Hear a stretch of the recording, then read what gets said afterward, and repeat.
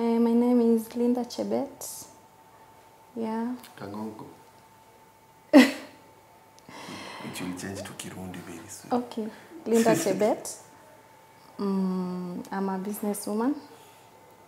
I have 2 kids, boy and a girl. And this is my husband. Okay. Yeah.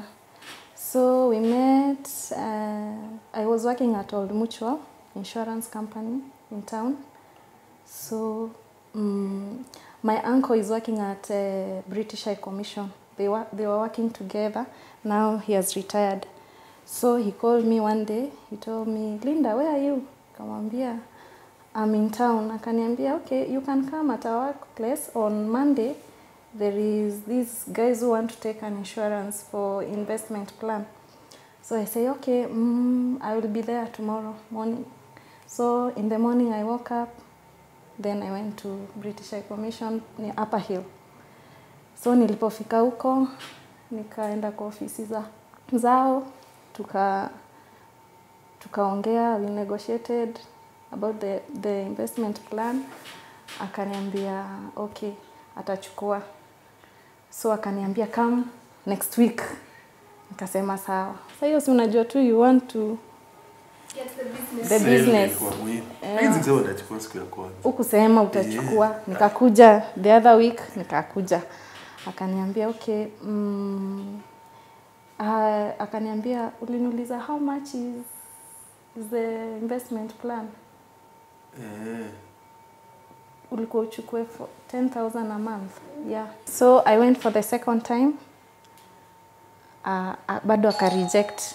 For the third time nikaenda akachukua insurance. So after amechukua akaniambia, okay, should we have lunch tomorrow? Nikamwambia it's fine. Kesho yake akanipeleka lunch. So uliniuliza lunch? No. Me, I was very innocent by the way. I was very innocent. So vile alinipeleka lunch. Akanipeleka lunch for the first time. For the second time. Tukaanza kwenda out. Hivyo na it happened. Yeah. Okay. For you, first with your name, a little bit about yourself. Kwa majina ni Kirundi Waigwa George. Vitu mingi amesema ni kweli lakini zote si kweli. So yes, tulikuwa tunafanya kazi na uncle yake. We used to work with her uncle. Now nakumbuka for a few months alikuwa ananiambia there's a niece of mine who's come to Nairobi. She's gone to school, now she's working, with the insurance, I want you to meet her. I think he always had an ulterior motive. But I was like, what do I need insurance for? I'm not married, I don't have children. Nico self-contained, Nico. But he kept insisting. And like a few months later, nikamwambia, okay, in fact, seriously, I've been thinking about doing an investment plan. But naharibu pesa mingi sana, just on things you can't put your finger on. So she came one day to akanipa namba yake, nikampigia, akakuja. I don't think love at first sight, no, be honest, but there was interest. You know, yeah, she looked innocent. She looked like someone you could think maybe could have lunch, or then we'll see where it goes. But the plan really was never married. It was never, and it was quite quick. Because I think we met in like August. I took the product by October, and I think like by December we were living together. And I remember telling him, are you married? Do you have kids? So that I can even sell the insurance for education fund for the kids. Aliruka, akaniambia, no, not married. I don't have kids. You're okay. Fierce when you are single. You want to show that, but niko market. And it's not out of desperation. You're thinking like niko market because I want to. Do you know even when we were dating, alikuwa ananiambia, can you be my mistress? How do you be a mistress? Ulikuwa umeniambia hivyo. Ulikuwa umeniambia hivyo. So I thought, hey, okay. Kuna bibi.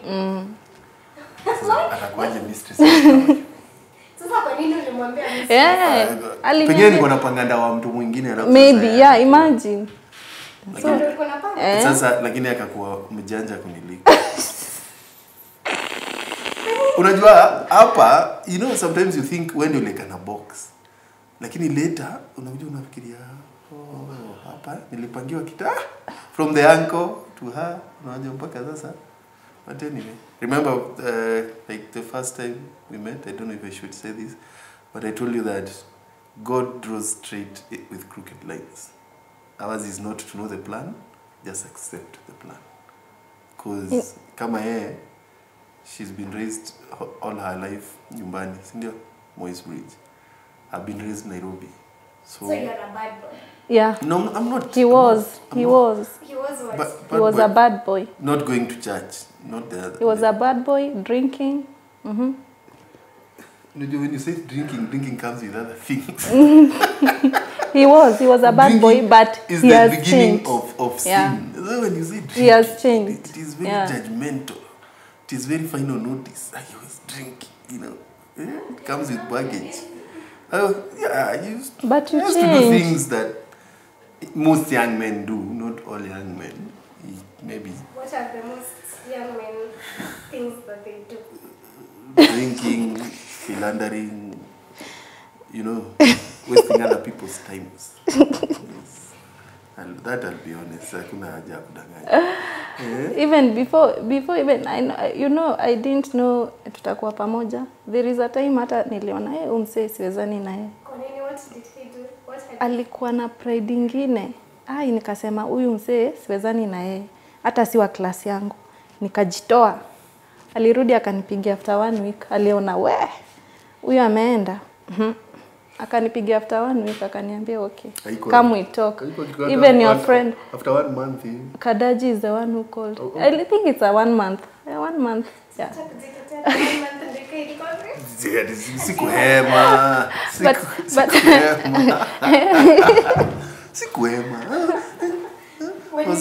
I was a young lion kwa pride. You see? Alikuwa na pride ile mbaya. Ile tu kujisikia tu, yani wezi mwambia kitu, yeye ndio ana rule over his life, yani wale watu usimwambie anything. Yeah. Would you say that is part of your upbringing? No, my parents were very humble. My parents were very humble because I wouldn't say we had much, but we had enough. And there is Wale praise Christian. Nini, my mom was really church going. I started going to school, to church when I was very small. I was baptized before I even was 2 years old. So it was not, I think, maybe the company. If I could explain it, it's not growing up with too much.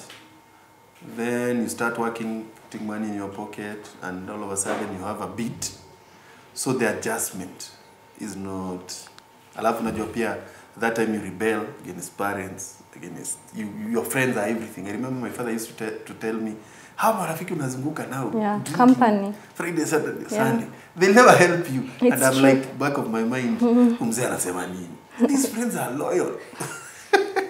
I think they are loyal to my pocket more than anything else. Because then, you just realize, I think it was that. It was filling the gap. But you see shoes you want, so all of a sudden you can afford. You want to go to a certain place, all of a sudden you can afford. It's not something you never had. So the adjustment inwardly, I think, wasn't pleasant to other people, but to you it's not a problem. You know, sniggering at people. If she's not interested, I'll find another one down the road. So yeah, exactly. That exactly, yeah. So, anyway. So what made you calm down when you realized she left, and how did you realize she had gone? We had a fight. I think she was talking on phone. I remember very well. She was talking on phone. We were in the house. She was talking on phone. That time you had already moved in together? No, I had gone to visit. She used to come. She started coming Saturday, leave on Sunday. Then she started coming Friday, leave on Monday. She started coming Wednesday, leave on Tuesday. So ikamkamani kamwambia, you're not here just 1 day of the week. Does not make sense. Does not make sense. So I think she was talking on phone, and I had TV on loud. That has never changed. So I think I think I told her, unaongea na sauti kwa simu. Then I think she snapped at me like, uone niko kwa simu? Uwezi weke TV chini. And I was like, this is my house. These are my things. Hizi niongelesha hivyo. Then fight started. So the next day when she left, I think after 2 days I tried to call her, akuchukua simu. Then nikajua, this is serious. So after like trying to call her for a week or something, nikasema, hey, hapa, how much do I really like her? Could I walk away? But for some reason I could not. I would still not insist that it was love, but I could not walk away. So I had a friend of mine call her. And he was on the phone for like an hour trying to convince her. Kuje tu kesho muongee. Kuje tu kesho muongee. I think if at that point I had let my pride get in the way, my ego get in the way, we'd not have been sat here. It's true. That because I think I remember for me was a make or break moment. It was, I think, one of the few moments you remember, no matter how much you walked away from God. That's one of the moments you know He was really looking out for you.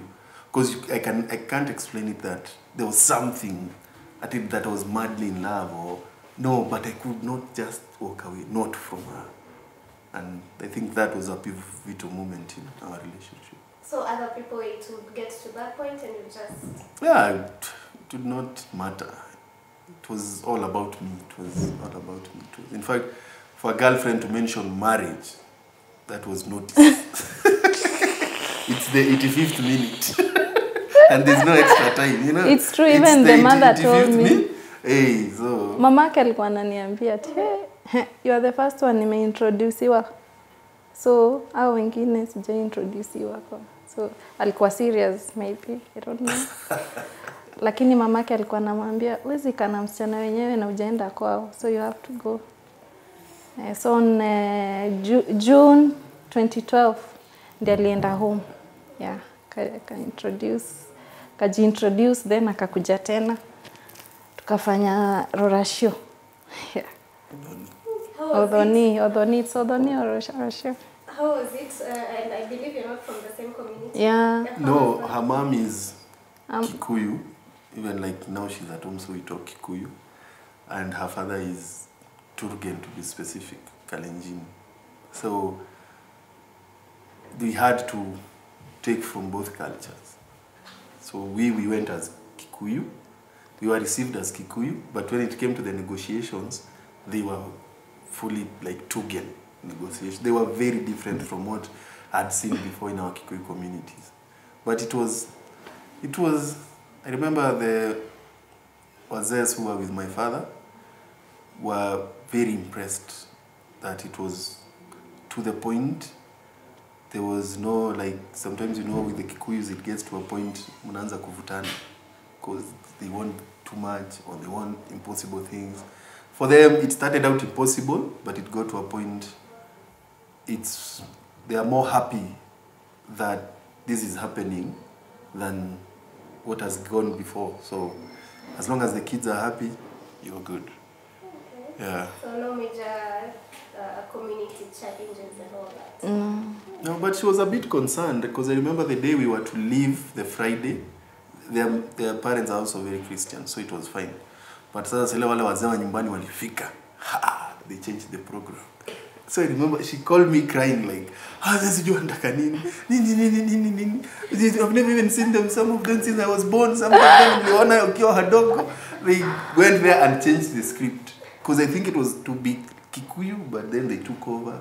I think even your mom was very young. Hey, she was very hungry. She had to put her foot down and go like, listen, this is what these kids, we live here together. I don't know how you reached to that. My mom was saying, no, I just want them to live peacefully. That is all I want. Sitaki mambo mingi. It was fun. And did you have like an issue yourselves in terms of tribe? No. No, it was never a concern. It was never. We are both very poor in our mother tongues. Me having grown in Nairobi, but I blame my parents. But my dear mother who's in heaven, I've forgiven her. Because I remember my grandmother used to tell us, when we were little, we used to talk Kikuyu in the house. But once we started going to school, najua ni zile siku, women were very strong. 6 children all, you know, conceding years. Any miaka zimefuatana. So when one started going to school, wapili akaenda, watatu wakaenda. So we go to school, talk Kiswahili, bring Kiswahili into the house. So I remember my grandmother, kuna siku alikuwa anasomea my dad anamwambia, if you had insisted, watu tungejua Kikuyu.